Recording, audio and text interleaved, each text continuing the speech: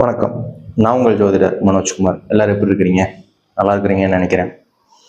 சித்திரை மாதம் கிட்டத்தட்ட எல்லாத்துக்கும் புத்தாண்டு நல்வாழ்த்துக்கள். சோபகிருத வருஷம் முடிஞ்சு குரோதி வருஷம் ஆரம்பிக்க போகுது.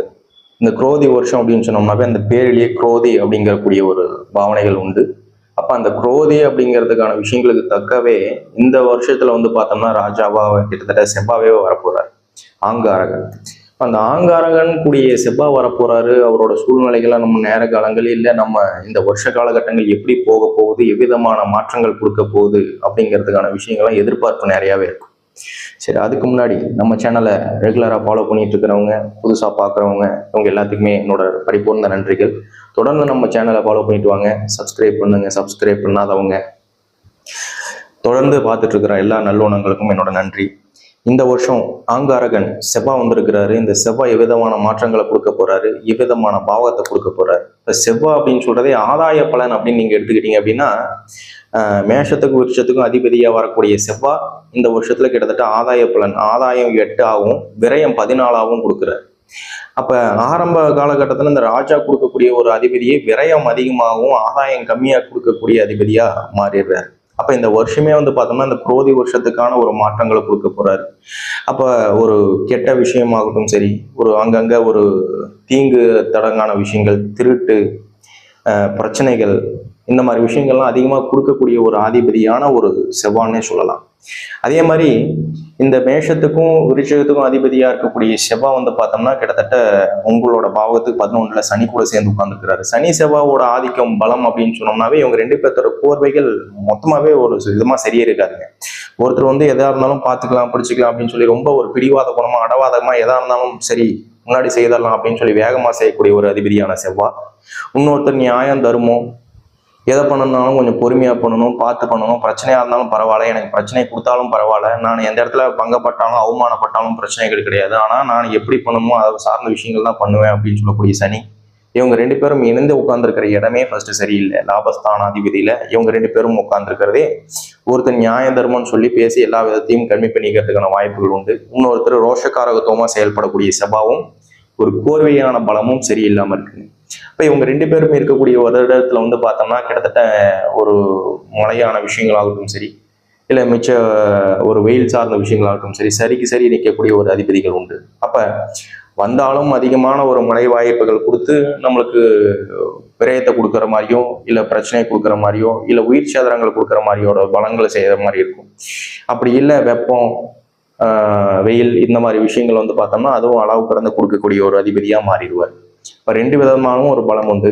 அதே மாதிரி இந்த உணவு சார்ந்த பொருட்கள்ல அதிகமான இன்வெஸ்ட்மெண்ட் பண்றவங்களுக்கு நல்ல ஆதாயத்தை கொடுக்கும். என்ன காரணம்னு கேட்டீங்கன்னா, இந்த வருஷத்துல உணவுப் பொருட்கள் சார்ந்த விஷயங்கள்ல நிறைய ஆதாய பலன்கள் உண்டு, நிறைய விலை மாற்றங்கள் உண்டு, அவங்களுக்கு நல்ல பலன்கள் உண்டு அப்படின்னு சொல்லலாம். இப்போ பழங்கள், காய்கள், இல்லை தானியங்கள், இந்த சார்ந்த விஷயங்கள் இன்வெஸ்ட்மெண்ட் பண்றது, இல்லை இதுக்கு ஒரு விலை மாற்றங்கள், விலை உயரங்கள் ஏற்படுத்துறது, இந்த மாதிரி விஷயங்கள்லாம் நிறைய ஒரு ஆதாய பலன்கள் உண்டு. அப்ப பிசினஸ் சார்ந்த விஷயங்கள் எது இருக்கு அப்படின்னு கேட்டீங்கன்னா, உணவுப் பொருட்கள், இந்த மாதிரி விஷயங்களை பார்த்தோம்னா இன்வெஸ்ட்மெண்ட் பண்றாங்க அப்படிங்கிறவங்க நல்ல ஒரு ஆதாய பலன்கள் உண்டு.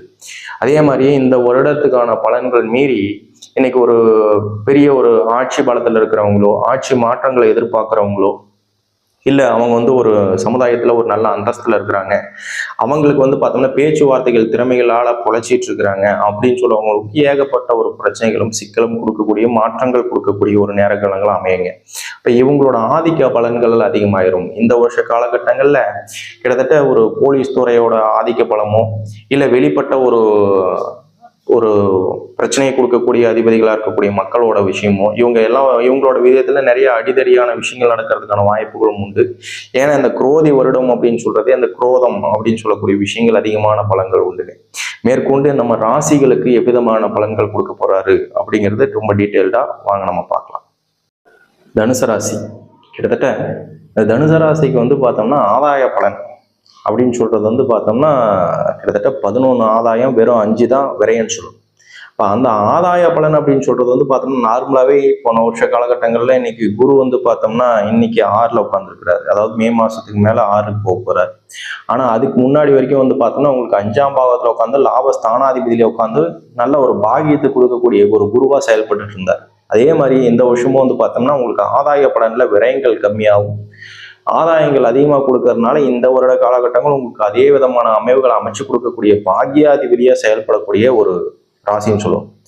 சரி, இந்த ராசிக்கு நட்சத்திர ரீதியான பலன்கள் எப்படி இருக்கு அப்படின்னு கேட்டீங்கன்னா, மூல நட்சத்திரத்துல பிறந்த தனுசு ராசி நண்பர்களுக்கு வந்து பார்த்தோம்னா ஒரு 12 மாசத்தை ஒரு 4 மாத காலகட்டங்களா 3 விதமான பாவகத்தை பிரிச்சுக்கிறோம். அப்ப முதல் பாவகம், நடுப்பாதி, கடைப்பாதி அப்படின்னு சொல்லி 3 பாதங்களா பிரிக்கிறாங்க. அப்ப முதல் பாவகாதிபதிக்கு மூல நட்சத்திரத்துல வந்து பார்த்தோம்னா உடல் ரீதியான பாதிப்பு, மிச்ச ரீதியான விஷயங்களுக்கு ஆதாய பலன்கள் எது செய்தோம்னாலும் ஓரளவுக்கு நமக்கு சப்போர்ட்டிவா வரும் அளவுக்கு. அப்ப எந்த விஷயங்கள்னாலும் உடல் ரீதியான பாதிப்பு இல்லாம, மருத்துவ ரீதியான செலவினங்கள் இல்லாம நம்மளுக்கு பாசிட்டிவான வைப்ஸ் ஏற்படுத்தி கொடுக்கக்கூடிய வாய்ப்புகளை மூல நட்சத்திர அதிபதிக்கு செயல்பட்டு கொடுத்துறாரு. அதுவே இரண்டாவது பாதி, அதாவது நடுப்பாதி அப்படின்னு சொல்லக்கூடிய 4 மாத காலகட்டங்கள் ரொம்ப ரொம்ப ஜாக்கிரதையா, ரொம்ப கேர்ஃபுல்லா இருக்கணும்னு சொல்லுவோம். அப்ப நடுப்பாதையில வந்து பார்த்தோம்னா நம்ம பயப்படக்கூடிய விஷயங்கள், ஒரு சில விஷயத்த நினைச்சு பார்த்து நம்ம கவலைப்படக்கூடிய விஷயங்களாகவும், பயப்படக்கூடிய விஷயங்களாகவும், எதை செய்தாலும் நமக்கு சீர்திருத்தமான அமைவுகள் இல்லாம அதுல ஏதாச்சும் சிக்கல்கள் பண்ற மாதிரியும், பிரச்சனைகள் கொடுக்குற மாதிரியும், எதிர்ப்பு அதிகள் கொடுக்கக்கூடிய ஒரு வாய்ப்புகளாகவும் செயல்படும். அப்ப எந்த அளவுக்கு முன்னேற்றங்கள் இருக்கோ அந்த அளவுக்கு நம்மளுக்கு பின்னாடி பயமும் அதிகரிக்க கொடுக்கக்கூடிய ஒரு டைமா தான் செயல்படும். அதுவே கடைசி பாதி, மூல நட்சத்திர அதிபதிக்கு கடைசி பாதியான விஷயங்களுக்கு நம்மளுக்கு வரவு செலவு, குடுக்கல் வாங்கல், இந்த மாதிரி விஷயங்களுக்கெல்லாம் ஆதாய பலன்கள் உண்டு. அப்ப விரயத்தை, அதாவது ஆதாயத்தை விட விரயங்கள் நம்மளுக்கு குறைவு அப்படின்னு சொல்றதுனால நம்மளுக்கு கொடுத்துருக்கிற பணமோ இல்லை திருப்பி கிடைக்குமா அப்படின்னு சொல்லி எதிர்பார்த்துட்டு இருந்த ஒரு சமயமோ, இல்லை இன்வெஸ்ட்மெண்ட் சார்ந்த விஷயங்களுக்கு போறது, இல்லை ஆன்லைன் ட்ரேடிங் சார்ந்த விஷயங்களுக்கு போறது, இது எல்லாமே உங்களுக்கு பாசிட்டிவான ஒரு திங்கிங்ஸா, பாசிட்டிவான விஷயமா, இல்லை எல்லாமே உங்களுக்கு ஒரு லக்காவும் எல்லா விதமும் அமைச்சு கொடுக்கக்கூடிய ஒரு நேர காலங்களா அமைச்சு கொடுக்கும்.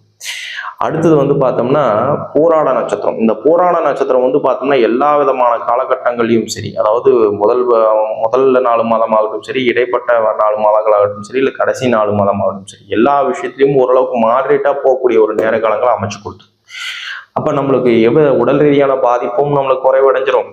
உடல் ரீதியான பிரச்சனையும் கிடையாது, பணமாற்றங்கள், பண ரீதியான விஷயங்களும் பெரிய பாதிப்பு கிடையாது. இதே தனுசு ராசிக்காரங்களுக்கு நார்மலா எடுத்துக்கிட்டீங்கன்னா கூட 6ல விரயபாதத்துல இருக்கக்கூடிய குருவா செயல்படுறாங்க. அப்ப 6ல இருக்கக்கூடிய விரயபாதமான குருவா இருந்தாலும் நம்மளுக்கு எதிர்ப்பு ஸ்தான பலத்திலும் பெரிதளவுக்கு நம்மளுக்கு பயப்பட தேவையில்லை அப்படின்னு சொல்லக்கூடிய ஒரு விஷயம் போராட நட்சத்திரத்துக்கு.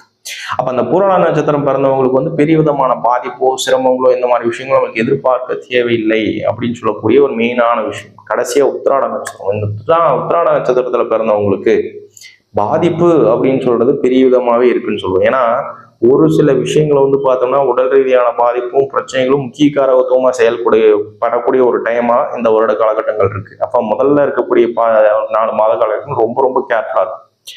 அப்ப வெளியில போறோம் வரோம், இல்லை உடல் ரீதியான விஷயங்கள் ஏதாவது பாதிப்பு ஏற்படுத்துது, சிரமங்கள் கொடுக்குறது, இல்லை வீட்டுல ஏதாவது காய கஷ்டங்களான விஷயங்கள் கொடுக்குறாங்க, பிரச்சனை இருக்கு, இல்லை குடும்பத்துல எதனாச்சும் ஒருத்தருக்கு உடம்பு சரியில்லாம போகுது, இதெல்லாம் ரொம்ப ஜாக்கிரதையாகவும் பொறுப்பாகவும் பார்த்துக்கக்கூடிய ஒரு சமயம்.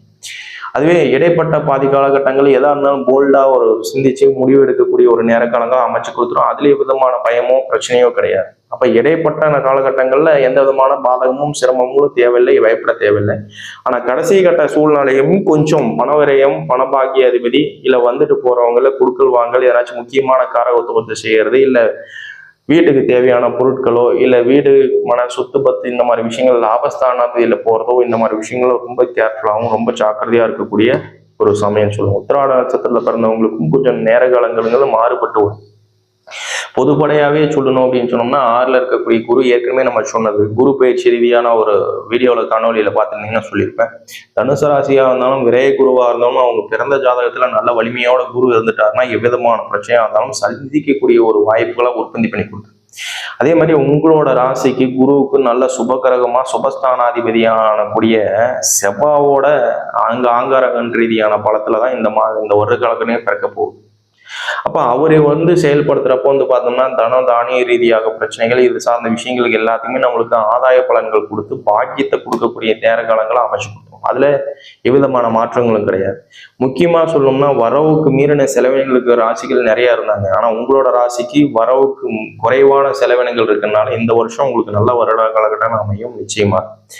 அப்ப இந்த நேர காலங்களுக்கு தகுந்தாப்புல நீங்க எல்லாமே ப்ரீ பிளான் பண்ணி, அதுக்கு தகுந்தாப்புல ஒரு நேர காலங்களை டிசைட் பண்ணி, அதுக்கு தகுந்த வரைபடங்களோட செயல்படுறீங்க அப்படின்னு சொன்னா இந்த வருட காலகட்டம் உங்களுக்கு நல்ல வருடங்களா அமைய என்னோட பரிபூர்ண வாழ்த்துக்கள். நன்றி.